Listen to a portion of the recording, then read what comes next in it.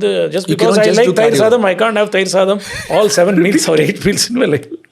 So that brings to a very important thing that I am a big promoter of time-restricted feeding, sir.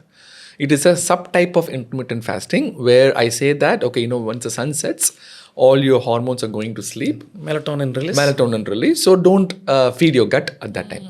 So let's say you are having your dinner at like 7 p.m. You can have next day bite at around 7 a.m. So minimum 12 hours. What is happening in this is people think that this is an intermittent fasting. And of course, intermittent fasting will reduce your calories. But the most important thing is when you are losing calories, you will lose weight and you will also lose muscle. If you are not supporting it with dietary requirement and your muscle training. The mistakes, I was pretty big before. I was 100 kilos. I lost weight with the time-restricted feeding with 70 kilos. I came down. The biggest mistake I did was I did not do strength training. Okay. So I lost most of my muscle, whatever was there. Now it is extremely difficult for me to put on that muscle. It requires even more discipline. And age is also not on my end. I'm aging every year. So it requires even more discipline to build on that muscle. Some people, I'll do 18 for 6, 18-6. 24, 16, 8. And they think it is a license to starve. And then first thing is they open and eat anything they want. Even if you're doing intermittent fasting, you need to eat the right stuff in that period. People seldom don't understand that. And also if you fast for a length of time, let's say more than 6 months, 7 months, the body starts thinking that you're going through something and it will start storing fat.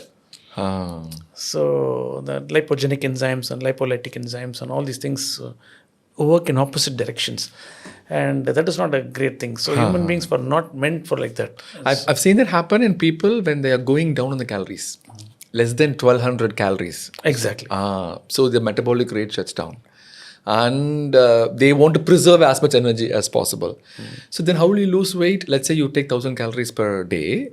To lose weight, you need to go even low, 800 calories. Then 600, then there is no end to it. I'm not a big fan of calorie counting. But those who want to lose weight initially, it's nice to start intermittent fasting. But I think like Nagastra, you have to use it judiciously. You can't overdo it and you can't over abuse it. It has to be done well. Then you need to get in that lifestyle of an athlete. That is my mantra of life. If you're an athlete, you will not do intermittent fasting because you will not recover, you will not perform. You can't say I'm doing 16-8. There will be a race in the morning and you can't go empty in empty stomach. So what I'm suggesting is even if you're starting with intermittent fasting, quickly get into the mode of discipline and consistency and training. And resting well, recovery well.